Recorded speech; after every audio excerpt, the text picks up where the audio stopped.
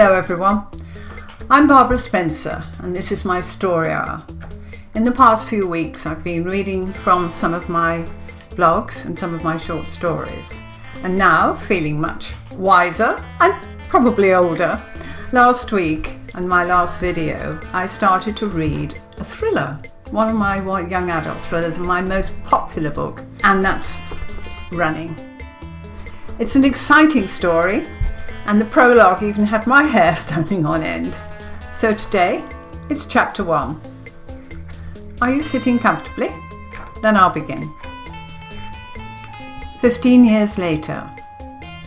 So who can tell me what dramatic events of the last 20 years have changed the world into what we know today? Scott, putting the finishing touches to a drawing of a motorbike he'd been doodling on his rough pad, looked up. So did the rest of the class, aware this sudden change of subject by the newt represented a last-ditch attempt to gain their attention. Droning through the rainfall of the Sahara had been deadly dull and a waste of time. No one ever the slightest bit interested in Africa, since it was unlikely any of them would ever get there. Perhaps, at long last, he had come to his senses and had chased his brain for something actually exciting. The interactive screen on the wall of the classroom changed shape. A map of the world now filling the space. Hands flew into the air as the Year 11 students finally woke up.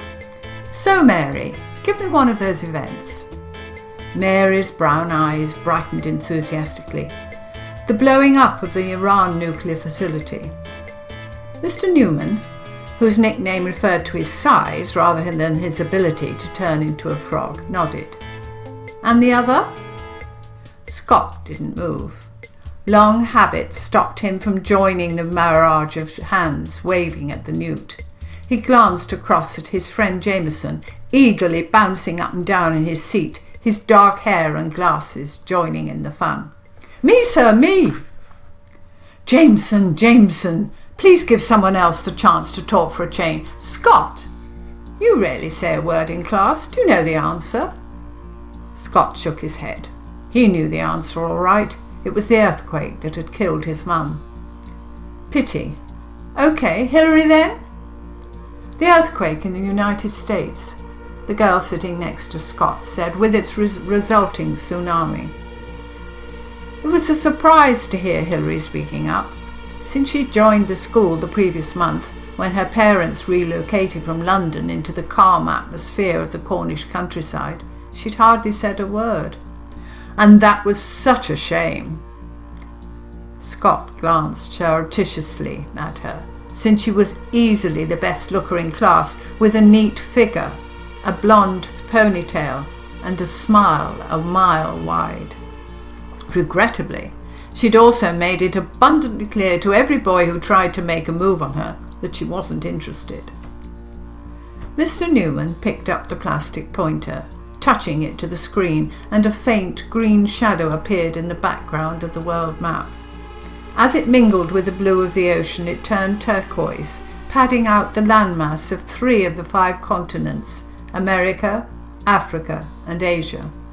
A gasping wow came from the class. This was a ribbon of land known as California.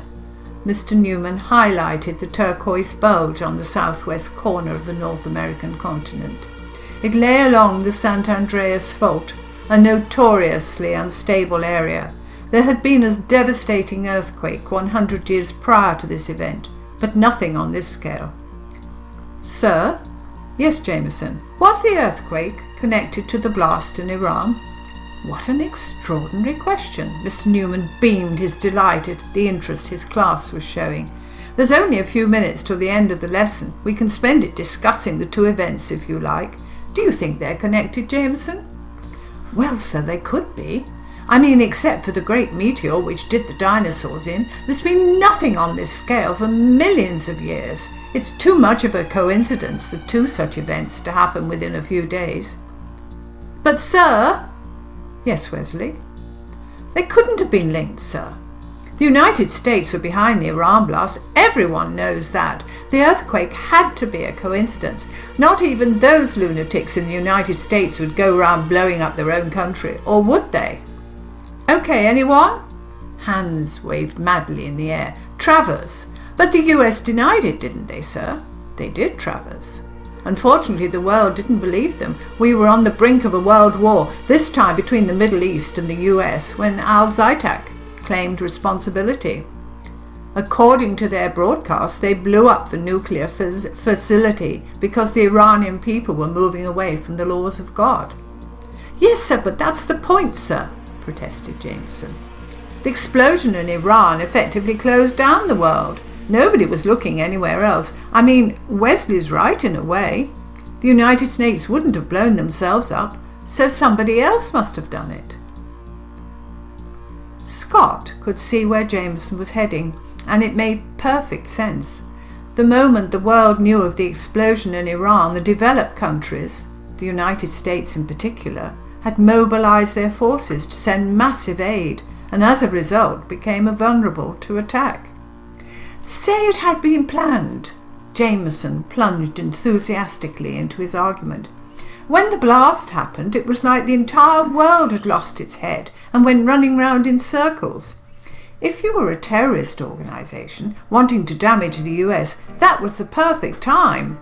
An undersea nuclear explosion could easily have triggered an earthquake. It would have had to have been a very powerful blast, the teacher pointed out. Hilary raised her hand. Go on, Hilary. Mr. Newman nodded in her direction. But if there had been an organisation with that sort of nuclear capability, surely someone would have known about it. I mean, Iran's nuclear program was well documented. Good point, Hilary. Nice to see you joining in. Keep it up. Anyone else? What about China, sir? They had the knowledge. They did, that's right, Mary. Well, we appear to have strayed over the boundaries into the realm of historical fact, but it doesn't matter. Personally, I never saw China as a threat. They were busily becoming powerful enough to rival the US by trading. They didn't need to destroy the world. Yes, Jameson? That's the whole point, sir. They didn't destroy the world, did they? We're all still here. But whoever did it, they couldn't have foreseen the tsunami and the rising sea levels, could they? Valid argument. Scott listened. Even if his father hadn't advised him to play his cards close to his chest, he wouldn't have joined in. You learn more by listening. Sir, a tall, athletic girl, her swimming captain's badge in a prominent place on her sweater, waved her hand in the air. Whatever did happen? I'll go into it in more depth next lesson, Jenny. Briefly, the earthquake went off the Richter scale and the western coast of California. The plastic pointer rapidly covered the screen, highlighting the turquoise-coloured ribbon of land, disappeared into the Pacific from here to here. The pointer swung up and down the coast. Between the Iran blast and the earthquake, millions were killed. Then, while the US was still reeling from this, the tsunami struck. It killed several million more worldwide, and the sea levels were left elevated, so enormous flooding took place here, here, here, and here. The pointer flicked quickly over the west coast of the United States, the Caribbean and countries bordering the Atlantic as far north as Norway, before moving across to the Pacific Islands and the eastern seaboard of Russia. The class fell silent, staring at the rapidly moving pointer, the areas affected lit up like a Christmas tree. Mary leant across and tugged at Travers' sleeve. Was it really like this? She whispered, a horrified expression on her face. And some, he replied. I had no idea. If there's a documentary on telly, Mum usually says, we don't want to see this, and Dad changes the channel. But it's crazy, she hissed. What were you saying, Mary? Mr. Newton turned back from the board. Share it with the class, please. Mary flushed pink. I was saying to Travers that no one in their right mind would kill these people on purpose. I mean... She paused and burst out, anybody who did that has to be a serious head case. Exactly so, their teacher agreed with her. Unfortunately, there was a consensus of opinion by the nations of the world that Americans had become power crazy. Despite the confession by al-Zaitag, the world believed then, and continues to believe now, that the US was behind the Iran blast, and quite possibly the Californian earthquake too. It was known that America had a secret research facility in the area, and although the Americans strongly deny it, it was concluded they had triggered the underground explosion in error. That's why the United Nations moved to Switzerland. America, accused of mass murder, was immediately ostracized by the rest of the world and all ties severed. 15 years later, they still continue to protest their innocence, but it will take 100 years or more, long after the last survivor has died, for them to be readmitted to the global community. The jangling of the bell interrupted the appalled silence in which the class had listened. Normal conversation broke out again as 20 or so students packed away their books and put on their specs. Mr. Newman gazed round his class, delighted that for once his students were leaving one of his lessons on a high. "Remember," he called after the hurriedly departing throng, "exams are in a few weeks and the occasional peek into the internet might prove useful." 5 pairs of feet fitted neatly in a row against the wall. 4 of the 5 pairs belonged to Jameson, Mary, Travers and Scott, the 5th to Hilary. She'd been walking down the corridor behind the group, quietly minding her own business, when she'd been hijacked. She just had time to hear a muttered, "This way," before Mary dragged her off down the corridor at high speed. It was Hilary that broke the silence. "Can someone tell me why we're sitting eating our lunch in the janitor's cupboard?" The 4 friends grinned at her. "Jameson's in hiding," explained Mary, turning round, her short brown hair swinging across her face with the movement. Jameson grinned wickedly. "From the weasel." "It still makes no sense until I know who the weasel is." "You don't know?" A chorus of reproaches broke the air. Hilary flushed. "I'm new, remember." "So is Wesley the Weasel," groaned Jameson. "But except for using words like janitor, you're perfectly acceptable, because you've never once tried to push your way in. Quite the opposite. But Wesley, he's a right pain with all his questions. Never stops. He's got this obsession about what subjects I'm planning to study at university. He was spotted by Travers bearing down on us, hence the rapid escape. Sorry." "That's okay. But what's wrong with janitor?" "It's American." "Oh God, I'm so sorry. There was an American girl at my old school," said Hilary, adding quickly, "I must have picked it up from her." "American girl? How come?" Jameson said, eagerly picking on the word like a puppy worrying a ball. "Most probably a refugee. There's a whole community in London." Hilary shrugged. "No one talks about them, but they're there." "Okay, you're excused." "Okay's American. Was, I mean," she added. Travers groaned and buried his head in his hands. "I know the government is always on about getting rid of all the Americanisms in our speech, but that's impossible. It's like they invented speech." "Do you really think someone set off the earthquake in California, Jay, or were you saying it just for the hell of it?" Scott quickly changed the subject. The conversation about refugees was too close to home for his liking. He was American, even if his birth certificate did say he was born in London. That was one of the secrets, and a big one. If you're American, you don't talk about it. Never tell anyone anything about your family, not even to your best friend. And if you don't talk about that, it becomes easier and safer never to talk about anything much, even to friends.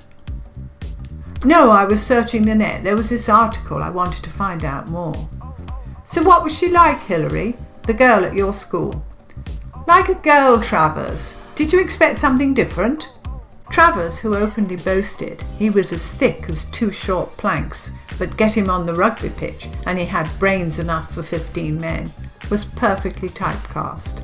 Dark and athletically built, he had a broad face, almost as wide as it was high. His heavy eyebrows overhung deeply set brown eyes, with a short, muscular neck dissolving into powerful shoulders and chest. "You know what I mean," he growled. "How did you get here?" Hilary pulled her face. "No idea. It's got to be one of those embarrassing questions you never ask." "I read this article on the internet that thousands of Americans were stranded worldwide. Some of the stories are really interesting too. For a while there was even an underground organisation using Canada and Mexico to get them back into the States." Jameson leant forward to look along the line of his friends. "So any left here are probably legal." Scott wished he could say I'm legal, except he didn't know if they were. Again he tried to change the subject. "Dad was saying he'd read a report about kids vanishing. Did you see that, Jay?" "What sort of kids?" Jameson asked, taking the bait. Scott relaxed. "Clever ones." Travers burst into laughter. "Thank God for that, Scott. That rules out Mary and me." Scott grinned. "Me too. Holy crap, that's it." Hilary jumped and stared at Scott along the line of feet. "That's another American expression," she rebuked him. Scott stopped dead, his cheeks tinged pink, wondering if she could be one of those girls that hated swearing, although, to be honest, holy crap could hardly be considered swearing. "It's just an expression," Jameson broke in. "It doesn't mean anything. Actually, when you know Scott better, you'll be grateful for every single word he does let fall, whether it means anything or not. You've just been in receipt of 3 whole sentences. Count yourself lucky." He smiled ruefully. "Besides, it's impossible to eradicate every single word. Like Travers said, speech would be pretty dull without them." "Thanks for that." Scott overlaid his laugh with a scar. "That wasn't it. I've just worked out why the weasel is stalking you, Jay. He's after your brain. Better take care. No going out after dark." Scott said it seriously, but it came out like a joke, and 4 pairs of feet drummed the wall in appreciation. "Your dad never said that, Scott. You're conning us," Mary said when she'd stopped laughing. "If it was true, we'd have heard it on the news." "That's what I told him," said Scott. But he had. "Oh, forget all that," Travers said now, taking charge of the conversation. "We've got a week off to celebrate. How about you all come over to my house on Saturday? You too, Hilary. Dad's taking out the boat and we're going upriver. Mary's coming." "That is a surprise," Scott said with a grin. "Love to, but can't," Jameson groaned and pulled a face. "Family wedding. Got to go to that, worse luck." "Can't you do it Sunday, Travers?" "Not my party. Shame though. Hilary?" "That would be nice. I'll come, but only if Scott's coming." "Ooh!" Jameson fluttered his eyelashes. "It's nothing like that," she retorted. "If you aren't there and Scott isn't either, I shall be playing gooseberry to Travers and Mary, and that will be ghastly. I'd love to go out on the river." "The ball's in your court, Scott. By the way, Dad said you simply had to bring your dad. Says he's got something important he wants to talk to him about. I asked Mum. She said it probably meant he'd get some decent conversation if your dad was there." Scott kept his face neutral, but inside he was cheering. Wild horses wouldn't keep him away. "Okay, I'll be there. But you know my dad." "Actually, to be truthful, Scott, we don't." "And neither," thought Scott, "do I." I hope you enjoyed that. See you next time. Goodbye.